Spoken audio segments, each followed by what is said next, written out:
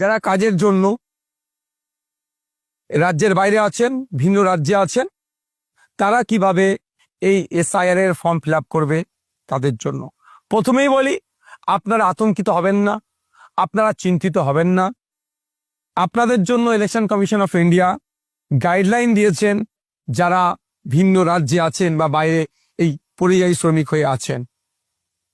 Election commission of India দুটো সিস্টেমে পরিযায়ী শ্রমিকদের ফর্ম ফিল আপের জায়গা দিয়েছে, একটা অনলাইন আর একটা অফলাইন। অনলাইনে আপনারা ইসিআই নেট অ্যাপ ডাউনলোড করে অনলাইনে সাবমিট করতে পারেন, যে ক্রাইটেরিয়া আছে সেই মতো আপনি সাবমিশন করতে পারেন, অথবা অফলাইনে বাড়িতে গিয়ে যে বিএলও গুলো বুথ লেভেল অফিসাররা ফর্ম দিচ্ছেন সেইগুলো আপনি আপনার পরিবার কালেক্ট করবে, আপনার পরিবার ফিল আপ করবে। সিগনেচারের জায়গাতে শুধুমাত্র যে বুথ লেভেল অফিসারের হাতে ফর্মটা তুলে দিচ্ছেন তিনি সিগনেচার করবেন, আর সেখানে আপনার সম্পর্কটা লিখবে। আমার ভিডিওটি যারা দেখছেন তাদেরকে আরো সহজ করে বলছি, যে গণনা ফর্ম আছে, নির্দিষ্ট ক্রাইটেরিয়া আছে। 2002 সালে যাদের ভোটার লিস্টে নাম থাকবে তারা কোন জায়গায় লিখবে নামটা, ফর্ম ফিল আপটা কোথায় করবে, এগুলো বিস্তারিত আমার পূর্বেকার ভিডিওতে দেওয়া আছে। আজকে আমার বক্তব্য, নির্দিষ্ট গাইডলাইন মেনে ফর্ম ফিল আপ করতে হবে।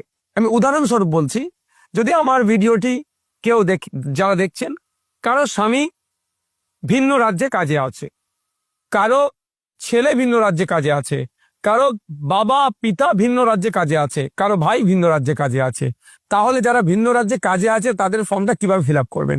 একজন মা তার স্বামী কেরলে কাজ করছে, সেই মাটির বাড়ি মুর্শিদাবাদে, মালদায়, দিনাজপুর, হাওড়া, হুগলি যে কোনো জায়গা হতে পারে। সেই ফর্ম, গণনা ফর্ম লোকাল যে বিএলও আছে তিনি বাড়িতে দিয়ে যাচ্ছেন, ওই ফিল আপ ফর্মটা সিস্টেম মেনটেন করে ফিল আপ করুন।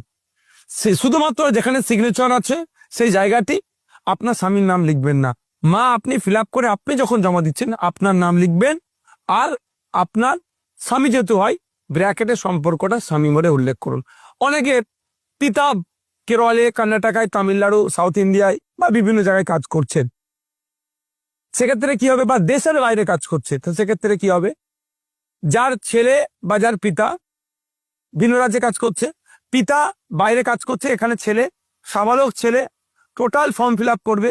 সিগনেচারের জায়গায় ছেলে তার নিজের নামটা লিখে সই করবে, আর যেহেতু তার পিতা হয় পিতার সম্পর্কটা ব্র্যাকেটে দেবে।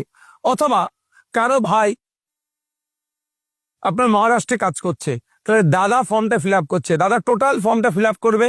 ইলেকশন কমিশন অফ ইন্ডিয়ার যে গাইডলাইন আছে সেই মতো ফিল আপ করার পরে যখন সই করবে, দাদা তার নামটা লিখে সই করবে, আর ওটা ভাই, এই ভাইয়ের সম্পর্কটা উল্লেখ করবে। এইভাবে করে সাবমিট করবে। আমি দেখছিলাম তৃণমূলের এক নেতা, সে বলছেন যে বাইরে থেকে চলে আসো, ফর্ম ফিল আপ করো, এইসব করে গল্প শোনাচ্ছে। এই কথায় কেউ বিভ্রান্ত হবেন না। আপনারা যে যেখানে কাজ করছেন কুশলে থাকুন, সুস্থ থাকুন চাইব। আপনাদের কাজের জন্য আপনারা যে অর্থ উপার্জন করছেন শুধু আপনার পরিবারের চলছে না, পশ্চিমবাংলার অর্থনীতির চাকাটাও ঘুরছে, দেশের অর্থনীতির চাকাটাও ঘুরছে আপনাদের মেহনতের জন্য। তাই আপনারা আতঙ্কিত হবেন না। আপনারা যেখানে কাজ করছেন মনোযোগ সহকারে কাজ করুন, ভালো করে কাজ করুন, সুস্থ থাকুন, আপনাদের পরিবারের লোকদেরকে দিয়ে ফর্মটা ফিল আপ করে জমা করুন। তবে একটা কথা, বুথ লেভেল অফিসার আপনার বাড়িতে ফর্ম দিয়ে যাবে, আপনাকে কোথাও যাওয়ার দরকার নেই। আবার বুথ লেভেল অফিসার আপনার বাড়ি থেকে ফর্মটা কালেক্ট করে নিয়ে যাবে। যখন কালেক্ট করবে, শুধু যে একদম লাস্ট ফর্মের ডান দিকের শেষ লাইন কলামে আছে, ওখানে বিএলও সই করবে, স্টাম্প মারবে, ওই কাগজটা আপনারা সংরক্ষণ করে রাখুন। বিধায়ক নওশাদ সিদ্দিকী সবসময় মানুষের কথা ভাবেন এবং সবসময় মানুষের কাছে থাকার চেষ্টা করেন, এবং বিধায়ক নওশাদ সিদ্দিকী এসআইআর সম্পর্কে গুরুত্বপূর্ণ তথ্য বিবরণ করেছেন, এবং বিধায়ক নওশাদ সিদ্দিকী পরিযায়ী শ্রমিক সম্পর্কে গুরুত্বপূর্ণ কথা বলেছেন, কিভাবে তারা এসআইআর ফর্ম ফিল আপ করবে। এবং আপনারা প্রায় ভিডিওটা দেখলেন, এবং বিধায়ক নওশাদ সিদ্দিকী এক কথায় সবসময় মানুষের কাছে, মানুষের পাশে, মানুষের ভালোবাসা নিয়ে থাকতে চায়।